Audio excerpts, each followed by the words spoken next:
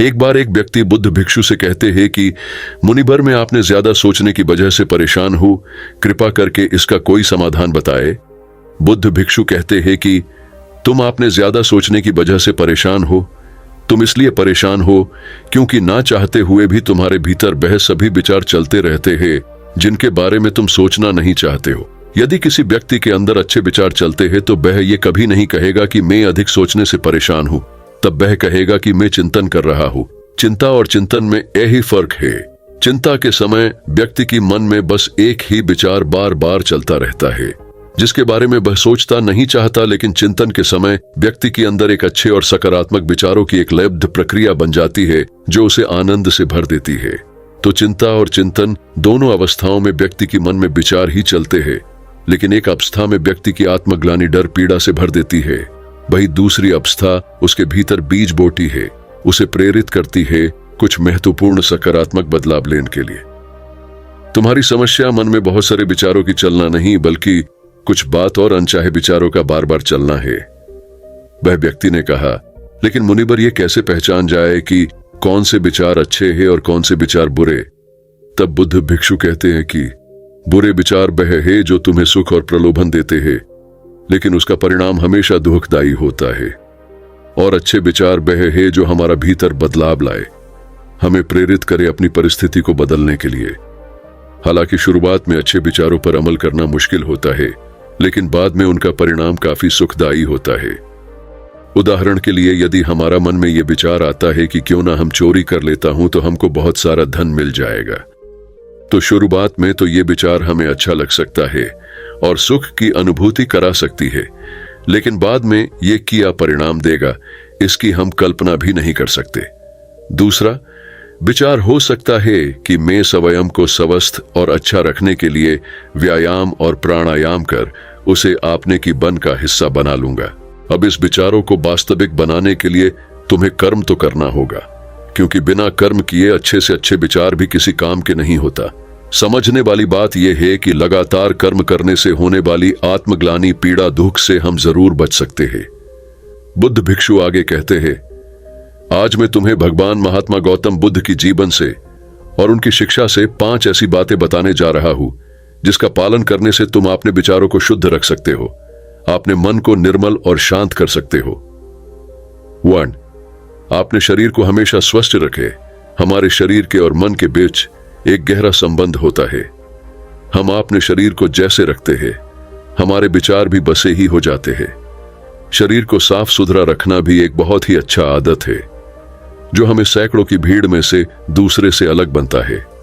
शेर के बाल से लेकर हमारे नाखून तक हमें साफ रखना चाहिए और उसमें से सुगंध आना चाहिए, और यदि सुगंध नहीं आता है तब काम से काम बदबू तो नहीं आना चाहिए, क्योंकि कचरे की ढेर में कचरा ही फेंका जा सकता है, फूल नहीं। एक सुगंध अंदर की भी होती है जो कि सकारात्मक विचार और चित्त मन से आता है। ये सुगंध उस व्यक्ति के पास से आती है जो भीतर से शांत होता है, और ये सुगंध स्वयं गौतम बुद्ध के शरीर से आता था, और ये सुगंध इतनी मनमोहक थी कि जो हर व्यक्ति को गौतम बुद्ध की तरफ खींच लेती थी। जो भगवान बुद्ध संपर्क में आते थे, बुद्ध की मुख की शांति और शरीर की मनमोहक सुगंध से कोई भी व्यक्ति प्रभावित हुए बिना नहीं रह पाता था। 2. आपने शरीर के अंदर की गंदगी को बाहर निकले, यानी कि आपने शरीर के अंदर से शांत करो, और यह तब होगा जब आप शारीरिक तप करोगे, यानी कि हर रोज आप व्यायाम करो और समय समय पर उपवास करो। ये दोनों ही काम हमारे शरीर के अंदर जमी गंदगी और भीतर की चर्बी को साफ कर देते हैं, और शरीर भीतर से साफ और स्वस्थ होगा तब मन में उठने वाले गंध विचार स्वयं दूर हो जाएगा और उसकी जगह अच्छे और सकारात्मक विचार आने लगता है। अब देखते हैं भगवान बुद्ध शरीर को स्वस्थ रखने के लिए शारीरिक व्यायाम कैसे करते थे। तो बुद्ध को बड़ा बड़ा राजा महाराजा अपने आपने सभा पर भोजन करने के लिए आमंत्रित करता थे, और भगवान बुद्ध को लेने के लिए एक से एक रथ घोड़े भेजते थे ताकि वह आराम से आ सके। लेकिन भगवान बुद्ध कभी भी इन सब का उपयोग नहीं करता था। वह चाहे क्यों ना लंबी रास्ता क्यों ना हो, उसे हमेशा पैदल चलना पसंद करते थे। वह हर जगह पहेद ही जाता था। बुद्ध का कहना था कि व्यक्ति को यह शरीर परिश्रम करने के लिए मिला है, वह परिश्रम न करके इस अभ्यास को खराब कर रहा है। पैदल चलने से शरीर को कष्ट होता है और जितना शरीर को कष्ट होता है उतना ही आपके शरीर के लिए अच्छा होता है, इसलिए शरीर से परिश्रम करवाए। 3. उचित और सम्यक आहार। भगवान बुद्ध कहते हैं कि जैसे व्यक्ति का आहार होता है वैसा ही उसका विचार हो जाता है, इसलिए व्यक्ति को हमेशा अच्छा आहार ग्रहण करना चाहिए। उसे कभी भी मांसाहारिक और मृत आहार नहीं खाना चाहिए। उसे अपने भोजन में ज्यादा से ज्यादा जीवित चीजों शामिल करना चाहिए, यानी कि ऐसा आहार जो सीधा प्रकृति से मिला हो और जिसमें जीवन है, क्योंकि ऐसा भोजन आसानी से पच भी जाता है और शरीर में कोई भी गंदगी नहीं जमने देती। भोजन को हमेशा उचित मात्रा में ही लेना चाहिए। भोजन चाहे कितना भी स्वादिष्ट और हल्का क्यों ना हो, लेकिन उसे उतना ही ग्रहण करें जितना आपको आवश्यकता हो। अधिक मात्रा में भोजन कभी भी नहीं करना चाहिए, क्योंकि अच्छी चीज भी अति मात्रा में लेंगे तो हमें नुकसान करते हैं। इसलिए जब भी भोजन करे तो हमेशा हल्का भूख रखो और थोड़ा सा काम खाने की कोशिश करो। ऐसा करने से तुम्हारे शरीर में बीमारी नहीं होगा। रात के समय में हमेशा हल्का और काम भोजन करें, ताकि आप जो खाना खाए हो वह आपकी ऊर्जा उसे जल्दी पचा सके और तुम्हारी आंतरिक शरीर को सफाई और मेरामत कर सके। जब भगवान बुद्ध किसी के यहाँ भोजन करने के लिए जाते हैं तो वहां की जोग भगवान बुद्ध के लिए तरह तरह की अच्छी अच्छी खाना उनकी पात्र में देती है, लेकिन भगवान बुद्ध ने अपने पात्र में उतना ही खाना लेते जितना उन्हें जरूरत होता है। भगवान बुद्ध कभी भी अधिक खाना नहीं लेता और ये शिक्षा अपने शिष्य को भी देता है।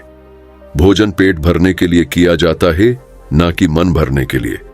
यहां समझने वाली बात एक और है कि यदि तुम स्वादिष्ट भोजन के शौकीन हो तो उसे अचानक से भी खाना भी बंद मत करो, बस उसकी मात्रा थोड़ा कम कर देना, यानी खाना ज्यादा ना कम।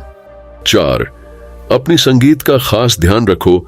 संगीत का अर्थ उन लोगों या उन दोस्तों को पता नहीं है जिसके साथ आप रहती हैं और समय बिताते हैं, बल्कि इसका अर्थ हर उस चीज से है जिसको आप अपनी इंद्रियों के साथ ग्रहण करते हैं। जैसे कि हम किन लोगों के साथ रहते हैं, किया देखते हैं, किया सुनते हैं, किससे बात करते हैं इत्यादि। जब भगवान बुद्ध ने यह निश्चय कर लिया कि उन्हें भीतर की यात्रा पर निकलना है तो उन्होंने हर चीज को छोड़ दिया जो उन्हें लगा कि उनकी यात्रा में बाधा बनकर आ रही है। इससे हमें यह सीखने को मिलता है कि हमें अपनी लक्ष्य को प्राप्त करने के लिए अपनी आरामदायक अवस्था से बाहर निकलना पड़ेगा और उन लोगों और वह चीजों को भी छोड़ना पड़ेगा जो आपके लिए छोड़ना मुश्किल होता है। जब सिद्धार्थ बुद्ध नहीं बने थे, आपने प्रश्न की खोज में थे, तब उन्हें कई राजा महाराजा ने आमंत्रण दिया है कि उन्हें उनकी घर में आकर रहे और वहां उन्हें उनको को भी परेशानी नहीं होगा। गर्मी सर्दी बरसात सबसे भय बचकर रहेंगे और आपको सभी प्रकार सुख सुविधाएं दिया जाएगा। लेकिन सिद्धार्थ ने यह स्वीकार नहीं किया, क्योंकि वह जानते थे कि उन्हें भीतर की यात्रा करनी है और वह किसी ऐसे व्यक्ति के साथ नहीं रह सकते हैं जो बाहर की यात्रा कर रहा था। और वह सभी राजा महाराजा इस बाहर की यात्रा में व्यस्त थे और ऐसे लोगों की संगति करने का कोई है। यहां सीखने वाली बात यह है कि हमें ऐसा इंसान के साथ संगति नहीं करना चाहिए जो हमारे लक्ष्य के बीच बाधा बनकर खड़ा हो, फिर वह व्यक्ति चाहे कितना भी धनी शक्तिशाली बलवान बुद्धिमान क्यों ना हो। आगे जाकर बुद्ध ने अपने गुरु को भी छोड़ दिए जब उन्हें यह महसूस हुआ कि उनकी संगति उनकी लक्ष्य में बाधा बन रही है। यहां समझने वाली बात एक और है, इसे जरूरी नहीं कि जो संगति पहले से आपके लिए अच्छे है वह बाद में भी हो। समय और लक्ष्य के अनुसार आपने संगति को भी बदलना चाहिए। आपने प्रश्न की उत्तर की खोज के दौरान सिद्धार्थ ज्यादातर उन लोगों के साथ अपने समय बिताते थे जो उनकी यात्रा में सहायक हो। 5. अच्छा सुने और अच्छा देखे। तुमने जो भी सीखा उसे अभ्यास में लाओ। तुमने ध्यान साधना के बारे में सुन लिया, लेकिन यदि उसे आपने जीवन में उतरा नहीं तो उसे सुनने का भी कोई लाभ नहीं होगा। अच्छा सुनने और अच्छा देखने के कारण भी लोगों की जीवन में बदलाव नहीं आ पाता, क्योंकि वह व्यक्ति अच्छे देखते सुनते तो है, लेकिन उन चीजों को अपने जीवन में रूपांतरित नहीं करते और बस शिकायत करते रहते हैं। इसलिए जो भी आपने संगति में सीखा है उसे जीवन में उतरो। भगवान बुद्ध की एक खासियत थी कि जो भी उनके गुरु ने सिखाते वह तुरंत उस पर काम करने लगते हैं। उसे कल के भरोसा में नहीं छोड़ता। इससे उन्हें उसी समय यह पता चल जाता है कि कौन सी चीज काम की है और कौन सी नहीं। इसलिए जो भी सीखा है उसे कर्म के द्वारा व्यक्त करो। एक बार और, बहुत लोग काम वासना को समझते हैं, लेकिन काम वासना का विचार आना गलत नहीं है। जब तक तुम उसका प्रतिविचार नहीं करते, काम वासना का विचार उठना उतना ही स्वाभाविक है जितना भूख लगने पर भोजन का मन करना। इसलिए काम वासना के विचार को गलत मत समझना। इंसानी विचार को आगे बढ़ने के लिए इस विचार को उठना बेहद जरूरी है। सबसे पहले तो तुम ये निर्णय करो कि तुम्हें काम वासना में लिप्त होना है या इससे ऊपर उठना है। यदि काम वासना में लिप्त होना है तो पूरी तरह से लिप्त हो जाओ और काम वासना को पूरी तरह से अनुभव करो। फिर इसके बारे में मन में किसी तरह की अफसोस मत रखना, क्योंकि ये कोई पाप नहीं है।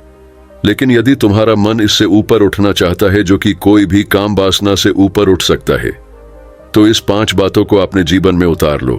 फिर देखो तुम्हारा जीवन में अच्छे विचारों का एक चक्र बन जाएगा और फिर चाहकर भी तुम्हारा मन में बुरे विचार नहीं आ पाएंगे, जब तक कि तुम इन आदतों को दोबारा छोड़ ना दो। बुद्ध भिक्षु की इस सभी बातों को सुनने के बाद उस व्यक्ति को उसका प्रश्न का उत्तर मिल गया था और वह उनका धन्यवाद करके वह अपने घर लौट जाता।